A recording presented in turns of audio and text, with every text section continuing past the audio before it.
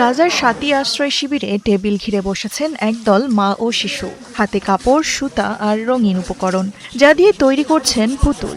তবে এগুলো শুধু খেলনা পুতুল নয়, প্রতিটি পুতুলের সঙ্গে জড়িয়ে আছে একটি করে জীবনের গল্প।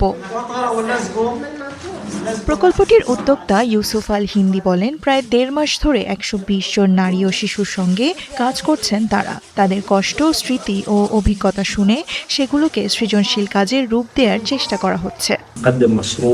মাই স্টোরি নামক এই প্রকল্পের লক্ষ্য হল মানুষের মনে জমা থাকা কষ্টকর স্মৃতিগুলোকে সৃজনশীলভাবে প্রকাশ করা। আমরা তাদের গল্প শুনেছি এবং সেই গল্পগুলোকে তারা পুতুলে রূপ দিয়ে কষ্ট কমানোর চেষ্টা করছে। গাজায় যুদ্ধের কারণে বহু মানুষ বারবার ঘর ছাড়তে বাধ্য হয়েছেন। তাদেরই একজন নাজওয়া ওমর। একাধিকবার বাস্তুচ্যুত হওয়ার অভিজ্ঞতা তিনি তুলে ধরেছেন নিজের তৈরি পুতুলে। আমি ১০ বারের বেশি এক জায়গা থেকে আরেক জায়গায় চলে যেতে বাধ্য হয়েছি।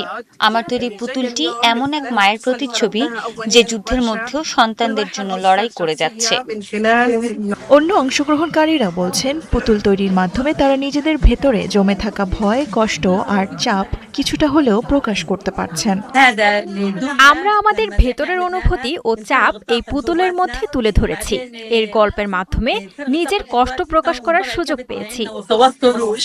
যুদ্ধের ক্ষত এখনো বয়ে বেড়াচ্ছে গাজা, তবে এই ছোট ছোট পুতুলের গল্পে ফুটে উঠছে ধ্বংসের মাঝেও মানুষ কিভাবে খুঁজে নেয় নতুন করে বাঁচার আশা। দেওয়ান মুবাশশিরা হোসেন, ৭১।